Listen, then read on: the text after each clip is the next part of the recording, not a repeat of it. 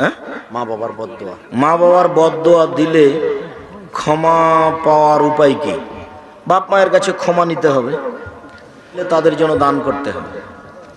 রমজান মাসে বড় বড় কয়েকটা আমল শিখিয়ে দিন। কয়েকটি আমল শিখিয়ে দিন। জি, রমজান মাসের আমল কিছু। ও রমজান মাসে নফল সালাত যা আছে তারাবি ওটা ঠিক মতন পড়বেন, কোরআন তেলাওয়াত, তাসবিহ তাহলিল জিকির আজকার করবেন। অভাবের কারণে পরিবারে অশান্তি লেগেই আছে। আমি এখন কি করব? রাতে উঠে 2 রাকাত সালাত আদায় করে আল্লাহকে কান্নাকাটি করে বলেন, আল্লাহ এটা দূর করে দিবেন ইনশাআল্লাহ। শিশুকে কতদিন পর্যন্ত দুধ খাওয়াবেন? মায়ের বুকে যতদিন দুধ আছে ততদিন খাবে। 2 বছর 3 বছর 4 বছর কোনো সমস্যা নেই। ওটা হলো 2 বছর, ওটা হলো দুধ মাপ।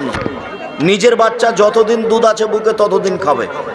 রমজান মাসে মারা গেলে কি জান্নাত পাওয়া যায়? জি না।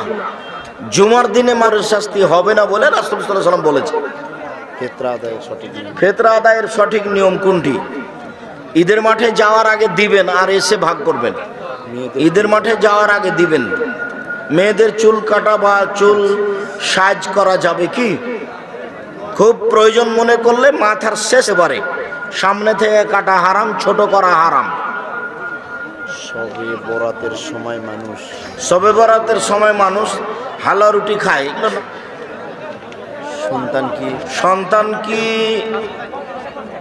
সন্তান কি কারণে দেখতে বাবা মার মতো? সন্তান কি কারণে দেখতে ভয়? মায়ের শুক্রকীট যদি ওই বাচ্চাদানিতে পেটে গর্ভে যদি আগে গলে যায় তাহলে ছেলে বাপের মতো হবে। যার শুক্রকীটটা গর্ভে পরে গলে যাবে, একসাথে চক্রাকারে ঘোরার সময় বাচ্চা তার মতো হবে। সমাজে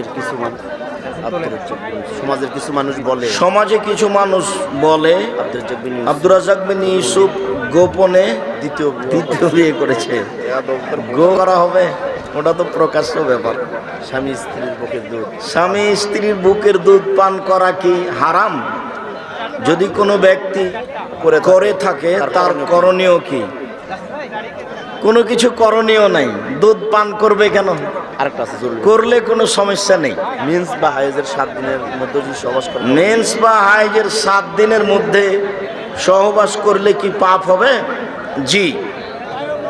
অবস্থায় সহবাস করলে প্রথম দিকে 1 দিনার 300 টাকা জরিমানা দিতে হবে, শেষের দিকে হলে 150 টাকা দিতে হবে। শবে বরাতের রাত্রি কি ভাগ্য রজনীর রাত্রি? জি না।